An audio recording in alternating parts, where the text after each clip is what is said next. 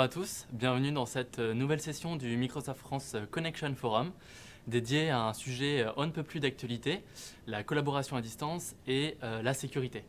Alors évidemment, avec la crise sanitaire, le télétravail ou la collaboration à distance s'est énormément développé et en même temps, en parallèle, de nombreux risques de sécurité et aussi de nombreuses menaces liées au contexte du Covid-19 se sont développées et on va voir dans cette session comment concilier finalement les impératifs de sécurité avec la nécessité de continuer son activité à travers la collaboration à distance. On va d'abord redessiner ensemble les enjeux du travail à distance. Alors évidemment, le premier bénéfice du travail à distance, c'est d'assurer une continuité d'activité. On l'a déjà vu pendant les grèves du mois de décembre et on l'a encore plus vu évidemment pendant le confinement où un certain nombre d'organisations ont quasiment du jour au lendemain dû finalement poursuivre leurs opérations, leurs activités entièrement à distance. Donc ça, c'est évidemment le premier bénéfice, c'est de pouvoir avoir bénéficié d'outils qui permettent d'assurer cette continuité d'activité. Le deuxième bénéfice, cette fois plutôt pour les employés, qui plébiscite d'ailleurs, si vous regardez les études, assez largement le télétravail ou la collaboration à distance. On utilisera les deux termes pendant la session. Un meilleur équilibre de la vie privée et de la vie professionnelle. C'est ce qui permet finalement aux collaborateurs de jouir d'une certaine flexibilité et de pouvoir organiser finalement son temps, que ce soit de travail comme son temps libre, comme on le souhaite. Et puis évidemment le troisième bénéfice, c'est aussi finalement pour les sociétés, un certain nombre d'organisations ont d'ailleurs fait des grosses annonces par rapport à ça. Le passage au télétravail ou à la collaboration à distance, c'est aussi finalement source d'économie sur l'immobilier de bureau. Et voilà, dans l'actualité post-confinement, on a finalement vu un certain nombre de grosses annonces sur des sociétés qui allaient basculer au tout télétravail. Néanmoins, face à ces bénéfices, il y a quand même un certain nombre d'enjeux ou de challenges qu'il faut probablement regarder. Le premier d'entre eux étant comment on va finalement adapter les outils de travail, l'environnement de travail à ce nouveau mode de fonctionnement. Le premier sujet, ça va être évidemment comment on va adapter des outils et un environnement qui est traditionnellement ce qu'on appelle on-premise. Donc ça veut dire être géré finalement par l'entreprise à l'intérieur de ses propres infrastructures.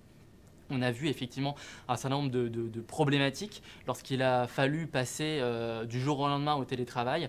Historiquement, ces outils, ou en tout cas le système d'information, est orienté ou organisé autour du on-premise. Et donc c'est comment finalement on va pouvoir adopter le cloud et la mobilité de manière native pour permettre cette collaboration à distance plus aisément que si on devait continuer sur le mode on-premise. Le deuxième sujet, c'est aussi là sur un registre peut-être plus émotionnel, comment on va pouvoir maintenir la collaboration entre les collaborateurs et surtout maintenir le sentiment d'appartenance. Là, ça fait plusieurs mois maintenant, par exemple chez Microsoft, qu'on est encore en télétravail ou qu'on fait de la collaboration à distance. Évidemment, c'est un enjeu clé de maintenir finalement ce lien avec l'organisation, avec ses collègues, avec ses clients, ses partenaires. Et donc, voilà, c'est aussi un sujet peut-être plus psychologique, mais néanmoins, quand on fait le choix d'outils technologiques, il faut aussi avoir ce sujet-là en tête. Et le dernier enjeu, c'est l'enjeu de sécurité. On l'a vu encore une fois pendant la crise sanitaire. Il y a un certain nombre de menaces contextuelles qui se sont énormément développées autour du Covid-19 et notamment des campagnes de phishing qui étaient finalement qui ciblaient et qui utilisaient le prisme du Covid-19 pour cibler et organiser des campagnes de phishing dans le monde. Et au-delà de ça, il faut aussi avoir conscience qu'on est dans une nouvelle réalité. Les menaces sont de plus en plus nombreuses, elles sont de plus en plus sophistiquées. Ça, c'est le premier point. Et le deuxième point, c'est aussi que la collaboration à distance ou le télétravail, il va générer par défaut finalement des risques de sécurité. Donc quand les collaborateurs sont chez eux, c'est comment on va finalement garantir la sécurité des données professionnelles qui peuvent potentiellement être accédées depuis des terminaux qui ne sont pas gérés par l'entreprise. On n'est pas sur le réseau de l'entreprise, on est sur un Wi-Fi qui est différent. On est physiquement aussi dans un endroit qui est différent. Voilà. Et comment on va aussi pouvoir, par exemple, provisionner les mises à jour fonctionnelles, les mises à jour de sécurité. Voilà, il y a vraiment toutes ces notions de risque de sécurité qu'il faut également, bien sûr, prendre en compte. Alors la réponse technologique par rapport à ça, c'est bien évidemment le cloud. C'est vraiment l'incontournable du télétravail. La première raison, c'est que finalement, face à un besoin qui s'est fait très pressant, puisque voilà, le confinement a quand même été annoncé très rapidement, c'est comment on va pouvoir déclencher finalement et mettre à disposition des environnements de travail quasiment en 24 heures. Et donc le cloud, c'est ce qui va permettre de mettre à disposition des environnements activables à la demande quasiment immédiatement. Et en plus, on va pouvoir passer à l'échelle. Ça, c'est aussi extrêmement important, c'est ce passage à l'échelle.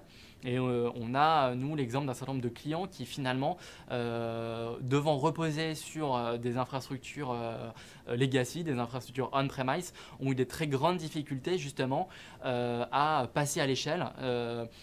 Que le télétravail ou pas ait été développé avant, c'est quand même différent de passer d'un télétravail, on va dire, limité à un tout télétravail. Les infrastructures ont eu énormément de mal à finalement absorber cette surcharge de connexion.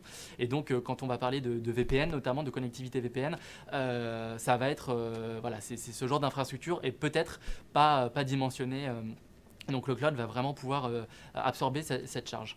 Le deuxième bénéfice du cloud, c'est sa richesse fonctionnelle par nature. Or bien sûr, on pense tous à la collaboration, la productivité avec Office 365, la messagerie, Teams, SharePoint. Ça, c'est une chose. Mais derrière, il y a plein d'autres besoins métiers auxquels il va falloir répondre. Et évidemment, le cloud bénéficie d'une richesse fonctionnelle d'applications métiers pour répondre justement aux besoins métiers. Les RH, le recrutement, la paye, la finance, c'est des applications, le CRM, le RP, tout ça c'est des choses qui finalement qui peuvent bénéficier d'applications natives dans le cloud pour encore une fois répondre à vos besoins métiers et être activables facilement à la demande. Et le troisième point, qui est un point non négligeable du cloud, c'est finalement que vous allez externaliser la problématique de sécurité et la problématique des mises à jour. C'est des systèmes qui sont toujours à jour et qui sont sécurisés. Aujourd'hui, il n'y a aucune organisation qui peut finalement investir autant dans la sécurité de ces infrastructures que les grands fournisseurs de cloud. Et donc, si je prends l'exemple de Microsoft, aujourd'hui, Microsoft a investi 1 milliard de dollars chaque année dans la sécurité de ces infrastructures. Donc, c'est évidemment considérable. Et la problématique aussi de la mise à jour, c'est des mises à jour notamment de sécurité, c'est aussi une problématique importante quand on va parler d'hygiène informatique. La plupart des menaces de sécurité pourraient finalement être résolues si l'hygiène informatique était correctement mise en œuvre et si les mises à jour de sécurité étaient correctement installées et installées dans les temps. Si je prends que l'exemple du ransomware WannaCry, qui a fait beaucoup de victimes, c'était un ransomware dont le patch de sécurité avait été publié par Microsoft. Mais le problème, c'est qu'un certain nombre d'organisations victimes, finalement, n'avaient pas eu le temps d'installer les mises à jour en temps et en heure avant malheureusement les conséquences. Et d'ailleurs, ce point-là, ce n'est pas uniquement Microsoft qui le dit. Je vous ai mis une citation de Guillaume Poupard, qui est le directeur général de l'Agence nationale de la sécurité des systèmes d'information, une agence rattachée au Premier ministre, et qui invite l'ensemble des organisations finalement à externaliser leur système d'information et la gestion de leur système d'information à des grandes entreprises de cloud, justement pour bénéficier finalement d'offres compétitives et sécurisées. Par rapport à ça, par rapport au télétravail et à la sécurité, comment Microsoft vous accompagne ? On a bien vu, il y a deux pans. Le premier pan, c'est le pan de la collaboration. Comment je vais permettre aux collaborateurs de continuer à travailler, être productifs depuis chez eux. Comment je vais garder ce sentiment d'appartenance, comment je vais continuer finalement à rester en contact avec mes clients, mes partenaires, mes employés, enfin mes collègues, etc., etc. Et ça, il va falloir le faire depuis n'importe quel support finalement. que ce soit des appareils fournis par l'organisation ou dans certains cas des appareils dits personnels, le BYOD, Bring Your Own Device. Le deuxième pan par rapport à ça, qu'il ne faut pas négliger, c'est effectivement la sécurité, comment je vais sécuriser l'accès aux applications, aux données et aux appareils. C'est vraiment les deux sujets sur lesquels Microsoft, à travers sa plateforme de collaboration Microsoft 365, apporte une réponse. Donc on va maintenant voir notamment Microsoft Teams, qui est la réponse de Microsoft sur la partie collaboration et productivité. C'est vraiment le hub collaboratif de Microsoft. Vous allez pouvoir évidemment faire des réunions, des appels en visioconférence. Vous allez pouvoir faire du chat avec vos collègues ou en groupe. Vous allez pouvoir collaborer à travers des différents canaux pour faire la gestion de projet. Vous allez pouvoir partager des documents, des fichiers, faire des modifications en temps réel à plusieurs sur ces fichiers-là, faire de la coédition, de la commodification. Et Teams, ce n'est pas uniquement cela, c'est aussi un hub applicatif. Donc vous allez pouvoir greffer à Teams, installer tout un certain nombre d'applications métiers et de processus de travail pour finalement enrichir l'expérience à travers des applications métiers. Teams, c'est aussi une plateforme qui est nativement sécurisée et par rapport à l'ensemble de l'offre sur le marché, c'est la plateforme de collaboration et de productivité qui finalement rencontre le moins de vulnérabilité d'après une étude du NIST. Mais au-delà de la pure vulnérabilité, il y a d'autres sujets sur la partie sécurisation du travail à distance. Le premier, ça va être autour de la gestion des identités et des accès, qui est une question centrale. Le deuxième sujet, c'est comment je vais finalement gérer les périphériques, les applications et les appareils. Comment je vais justement typiquement gérer du BYOD. Et enfin, le dernier sujet, c'est comment je vais protéger les ressources de l'entreprise, comment je vais protéger les données confidentielles de l'entreprise dans un contexte où finalement je vais perdre la maîtrise de ma sécurité et donc tout en plus maintenant la productivité des collaborateurs à leur maximum. Donc on va comme ça regarder un peu plus en détail chacun des trois piliers. Donc on va commencer par le premier pilier, le pilier de la gestion des identités et des accès. C'est un pilier qui est fondamental. Au-delà de la sécurisation du travail à distance, quand on pitch la sécurité chez Microsoft, on commence toujours par l'identité. Pourquoi ? Vous le voyez justement sur cette slide, c'est qu'en fait l'identité c'est la porte d'entrée vers l'ensemble des différents services de l'organisation, les applications, les appareils. C'est ce qui va aussi vous permettre de collaborer avec votre écosystème, les clients, les partenaires, vos collègues. Et donc on comprend bien que si cette identité est compromise, derrière c'est toute la chaîne de sécurité qui va tomber. Et donc il est extrêmement important quand on a une démarche de sécurité de commencer par l'identité. Alors, commencer par l'identité, qu'est-ce que ça veut dire concrètement ? D'abord, ça va être finalement de pouvoir mettre à disposition, de pouvoir connecter l'ensemble des applications métiers. Ça va se faire à travers finalement ce qu'on appelle un mécanisme de single sign-on. Qu'est-ce que ça veut dire ? Derrière ce terme technique, c'est finalement je vais m'authentifier une fois et derrière j'aurai accès à l'ensemble des ressources de l'entreprise.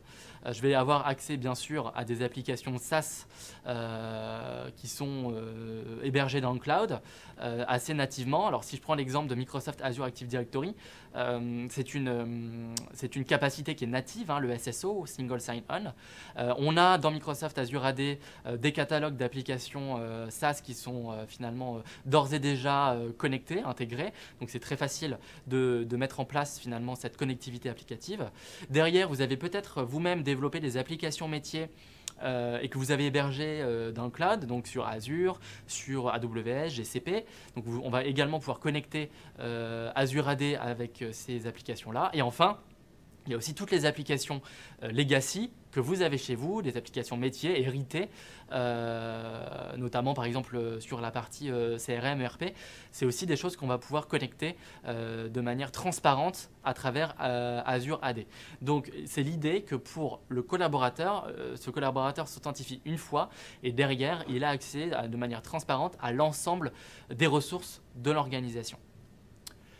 Ça, c'est le premier point. On commence par ça. Ensuite, on va évidemment mettre en œuvre l'authentification multifacteur ou MFA. Si vous m'entendez dire MFA, c'est Multifactor Authentication en anglais. J'utilise les deux termes.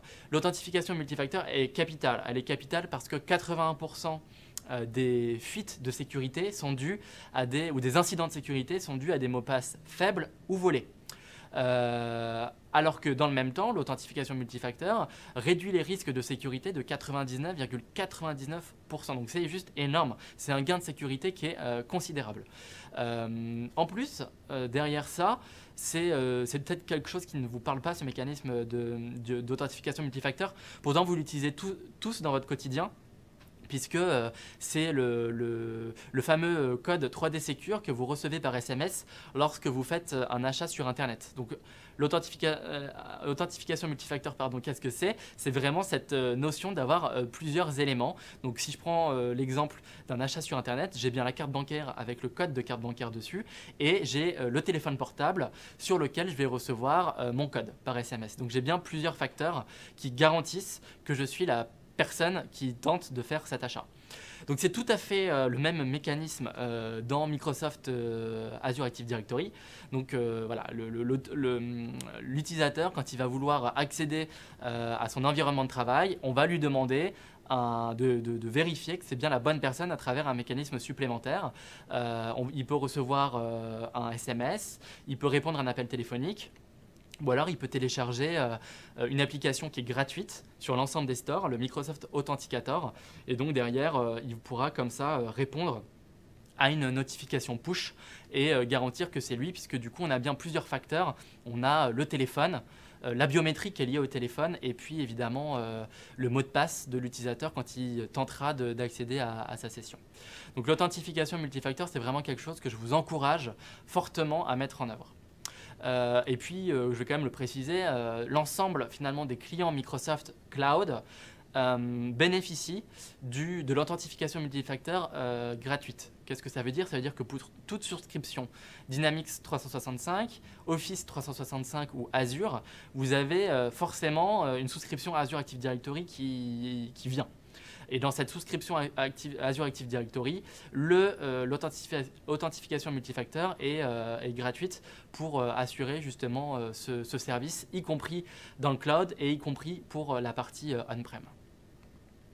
Le troisième point sur la partie gestion des identités et des accès, c'est comment je vais protéger les accès pour n'importe quel utilisateur et de n'importe où. Donc ça, qu'est-ce que ça veut dire? Ça veut dire que finalement, je vais mettre en place une stratégie d'accès conditionnel. L'accès conditionnel, c'est quelque chose d'assez simple derrière le terme, c'est qu'en fait, je vais vérifier, je vais appliquer un certain nombre de contrôles pour vérifier, encore une fois, que la personne qui tente d'accéder à l'information, elle réponde à mes politiques de sécurité. Donc je vais d'abord regarder qui est l'utilisateur, je vais regarder depuis quel emplacement il se connecte, finalement, un emplacement à la fois physique, où est-ce qu'il se trouve physiquement, typiquement est-ce qu'il est au bureau ou est-ce qu'il est chez lui, où est-ce qu'il se trouve géographiquement, est-ce qu'il est en France ou est-ce qu'il est, à l'étranger, est-ce qu'il se connecte depuis le réseau de l'entreprise ou est-ce qu'il se connecte depuis un Wi-Fi public. En fonction de ce genre de paramètres, je vais éventuellement appliquer une politique de sécurité différente. Je vais aussi regarder sur quel appareil il tente de se connecter. Est-ce que c'est un appareil qui est professionnel? Est-ce que c'est un appareil qui est enrôlé dans la politique de gestion des appareils de l'entreprise, typiquement Microsoft Intune? Est-ce que l'appareil il a les dernières mises à jour de sécurité qui sont installées? Est-ce qu'on n'a pas détecté à travers l'antivirus ou l'EDR des menaces présentes sur le poste de travail? Je vais également regarder comment il tente d'accéder à l'information, donc quel mécanisme applicatif, est-ce que c'est via le client riche, est-ce que c'est via le client web, etc. etc. Et je vais également, comme ça, je vais finalement donner une sorte de score ou de note de risque en temps réel. Et comme ça, je vais pouvoir, en fonction, du coup, mettre en place des contrôles ou des actions. Donc typiquement, en fonction, je vais pouvoir autoriser l'accès si j'ai rien détecté d'étrange. Je vais éventuellement, si j'ai un doute, exiger l'authentification multifacteur pour m'assurer et garantir que c'est bien la bonne personne. Ou alors limiter l'accès en lecture seule et non pas en téléchargement et écriture. Ou purement et simplement bloquer l'accès si j'ai vraiment un doute sur l'accès, la demande d'authentification, la demande d'accès. Et ça, je vais pouvoir le faire sur l'ensemble de mes services et mes applications, pas uniquement évidemment les environnements Microsoft Cloud, mais également l'ensemble des applications SaaS du marché, qui sont, comme je le disais tout à l'heure, connectées avec Azure Active Directory, également avec les applications qui sont on-prem. Donc ça, c'est assez fort. Je vais typiquement, pour vous donner un exemple, aujourd'hui, je suis présent dans les locaux de Microsoft en France, à Paris. Si dans 5 minutes, je me connecte, ou en tout cas mon identité est utilisée pour se connecter et tenter d'accéder à mon environnement de travail Microsoft depuis l'Asie, bah, typiquement, c'est ce qu'on appelle un voyage impossible. Donc je vais détecter ça à travers l'accès conditionnel et je vais bloquer l'accès. Donc ça, c'est très fort sur la partie gestion des identités et des accès.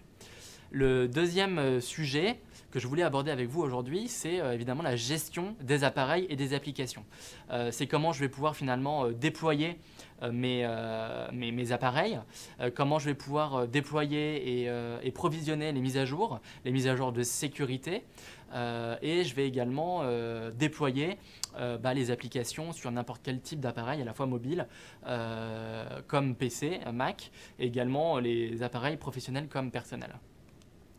Chez Microsoft, donc pour faire ça, on a lancé il y a quelques mois maintenant Microsoft Endpoint Manager. Donc c'est une console unifiée qui va venir unifier ce que vous gériez finalement traditionnellement localement à travers Configuration Manager ou SCCM pour ceux qui connaissent l'acronyme. Donc c'était la gestion finalement des PC en local. Et Microsoft Intune qui était plutôt la gestion dans le cloud, à la fois au début essentiellement les mobiles et puis maintenant l'ensemble des terminaux. Et donc je vais pouvoir comme ça avoir une gestion unifiée, appliquer aussi des politiques de sécurité, notamment pour les appareils qui sont en BYOD, donc Bring Your Own Device, faire du device management ou de l'application management pour mettre en place des politiques de sécurité quant à l'accès aux applications professionnelles. Et je vais également comme ça pouvoir mettre à disposition les mises à jour de sécurité, c'est extrêmement important. Pendant le confinement, il y a eu la mise à jour d'ailleurs de Windows 10 et donc il y avait un certain nombre d'entreprises pour qui ça a été un défi que de mettre à jour finalement over the air cette mise à jour de Windows 10. Et donc à travers Microsoft Endpoint Manager, c'est tout à fait simple de le mettre en place. Quand on parle d'environnement de travail et d'appareils, on va également parler de ce qu'on appelle les desktops virtuels ou les environnements de travail virtuels. Chez Microsoft, c'est Windows Virtual Desktop. Ça, c'est une réponse qui est très forte en termes de proposition de valeur, parce que qu'est-ce que ça veut dire? Finalement, vous dites, moi, j'ai pas envie de gérer l'appareil, je veux juste mettre à disposition extrêmement rapidement un environnement de travail qui va être simulé, virtualisé, dans le cloud, dans Microsoft Azure. Vous allez avoir la possibilité de simuler à travers la virtualisation un environnement de travail Windows 10 avec Office 365 ou alors vous avez également la possibilité de le faire avec Windows Server. Et donc ça, l'ensemble de vos utilisateurs pour qui vous allez le faire vont pouvoir accéder de manière tout à fait simple à cet environnement de travail sans finalement depuis n'importe quel terminal, mobile, tablette et ordinateur. Et donc c'est finalement aussi une garantie supplémentaire en termes de sécurité puisque clairement c'est vous qui avez la maîtrise sur cet environnement de travail puisqu'il est virtualisé, il est provisionné par l'entreprise et il est évidemment segmenté dans le cloud et il bénéficie de la sécurité native du cloud. Quand on parle d'appareil, on parle également évidemment de l'hardware et donc vous avez notamment chez Microsoft la gamme Surface.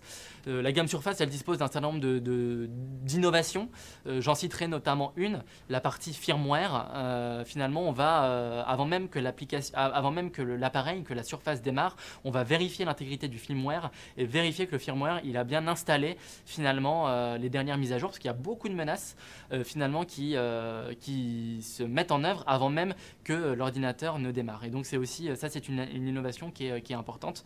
Et la Surface dispose également de l'authentification biométrique à travers Windows Hello. Vous avez la possibilité très rapidement, moins d'une seconde, d'accéder à travers la biométrie, votre visage à votre environnement de travail. Ensuite, si on revient sur l'environnement de travail Microsoft Teams, évidemment, quand on va parler de travail à distance, un des principaux enjeux, ça va être comment je vais prévenir la fuite de données ou la perte de données, qu'elle soit intentionnelle ou non intentionnelle. Vous allez évidemment avoir la possibilité de bloquer de manière automatique les messages contenant des informations sensibles. Donc typiquement, quand vous allez vouloir poster ou envoyer à un collaborateur par chat ou dans un canal, typiquement des numéros de carte bancaire, des numéros de sécurité sociale, des numéros de carte d'identité. Ça, c'est des choses qu'on va pouvoir bloquer de manière proactive. Et on va aussi pouvoir informer l'utilisateur pour l'éduquer. C'est toujours extrêmement important quand on parle de sécurité, d'éduquer l'utilisateur en lui disant ça, en fait, non, il ne faut pas le faire parce que c'est des informations qui sont confidentielles ou personnelles sur lesquelles, finalement, des politiques de sécurité s'appliquent. Et vous avez la possibilité comme ça de le faire sur plus de 90 templates de données sensibles. À travers Microsoft Information Protection, vous allez avoir la possibilité de faire de la découverte, classification, labellisation et chiffrement de la donnée. Ce chiffrement étant data-centric, donc qu'est-ce que ça veut dire? D'ailleurs, ce terme barbare, encore une fois. En fait, data-centric, ça veut dire que le chiffrement, il est attaché à la donnée et que peu importe où la donnée transite, qu'elle soit sur votre appareil, sur les infrastructures on-prem ou dans le cloud, la donnée reste sécurisée et reste chiffrée. Donc ça, c'est très important. Le deuxième point, quand on parle plus de collaboration dans les environnements Office 365, ça va être tout ce qu'on appelle le phishing et les logiciels malveillants. Ça, je l'ai dit, il y a eu énormément de campagnes de phishing, il y en a toujours énormément, mais avec le Covid, elles ont été particulièrement bien ficelées puisqu'elles utilisaient finalement le Covid-19 comme un cheval de Troie pour que les gens cliquent sur l'email. Chez Microsoft, pour vous prémunir de ça, détecter et répondre à ce genre de menaces, la solution c'est Office 365 Advanced Threat Protection, Office 365 ATP, qui va justement protéger les utilisateurs contre les fichiers et les liens malveillants. On ne va pas le faire uniquement, on pense bien sûr quand on parle de phishing à la partie messagerie, c'est le plus évident, mais on va également étendre cette protection aux environnements Office 365 autres, comme SharePoint, OneDrive, Teams. Donc quand on va déposer des fichiers dans Teams, on va bénéficier de cette protection. Typiquement, si je dépose un fichier ou je reçois un fichier à travers Exchange Online, le fichier, il va passer par Safe Attachments, il va être détonné dans le cloud, c'est-à-dire qu'on va regarder comment le fichier s'exécute dans le cloud avant de finalement d'autoriser sa délivrance au destinataire. Je voulais, avant de conclure, quand même parler de Microsoft Secure Score. Microsoft Secure Score, il faut vraiment le voir comme votre coach de sécurité. C'est un outil gratuit pour l'ensemble des clients Microsoft. C'est un outil qui va vous évaluer votre posture de sécurité à travers un score. C'est un score dont vous allez pouvoir surveiller l'évolution dans le temps. Vous allez également pouvoir vous comparer à des organisations de taille similaire ou d'industrie similaire. Et vous allez aussi pouvoir faire preuve de plus de granularité puisque vous allez pouvoir regarder sur la partie identité, la partie infrastructure, la partie appareil, la partie données, ce qu'il en est de votre posture de sécurité sur ces sujets-là. Et surtout, la force de cet outil, c'est qu'il va pouvoir vous donner des conseils pour améliorer votre score et donc votre posture de sécurité. Et plus fort que ça, il va vous mettre en évidence finalement les mesures de sécurité à mettre en œuvre qui sont les plus évidentes, qui vous donnent le plus de points possible. Et vous avez aussi en parallèle pour vous aider à prioriser l'impact utilisateur. Donc comme ça, vous allez pouvoir prioriser en fonction des gains de sécurité et en même temps minorer l'impact utilisateur. Et donc typiquement, si vous regardez la liste des premières propositions qui sont systématiquement proposées par le Microsoft Secure Score, c'est évidemment l'authentification multifacteur, d'abord pour les populations type administrateur à privilège, puis ensuite étendre à l'ensemble des employés et des collaborateurs de l'organisation. Pour conclure, on a beaucoup parlé évidemment sur cette session de la sécurisation du travail à distance. Bon, ça, c'est un scénario qui est bien particulier, mais derrière, comme je le disais en introduction, on est dans une nouvelle réalité autour de la cybersécurité. Il y a de plus en plus de menaces, elles sont de plus en plus finalement sophistiquées. Et donc, l'enjeu, c'est comment je vais pouvoir finalement détecter ces attaques avancées, notamment à travers de l'IA, notamment à travers de l'automatisation, comment je vais pouvoir finalement répondre, détecter sécurité et répondre et remédier de manière automatisée à ces menaces, de manière transverse aux identités, aux infrastructures, aux données, aux appareils. Je vais également regarder comment je vais pouvoir moderniser mes opérations de sécurité. Notamment si vous avez un Security Operation Center, vos opérationnels de sécurité, comment je vais leur redonner de la visibilité, du contrôle. Et puis enfin, c'est comment je vais renforcer comment vous allez renforcer votre posture de sécurité hybride. Il n'y a aujourd'hui aucun client qui est finalement entièrement dans le cloud. En plus, avec le développement de l'industrie 4.0, de l'OT, de l'IoT, c'est aussi des nouvelles réalités qu'il faut prendre en compte. Et donc, comment on va pouvoir sécuriser de bout en bout l'OT, l'IoT, les environnements hybrides, on-prem, cloud, IaaS, PaaS, SaaS, jusqu'à le monitoring de sécurité à travers le SOC. Ça, c'est des enjeux qui sont extrêmement importants.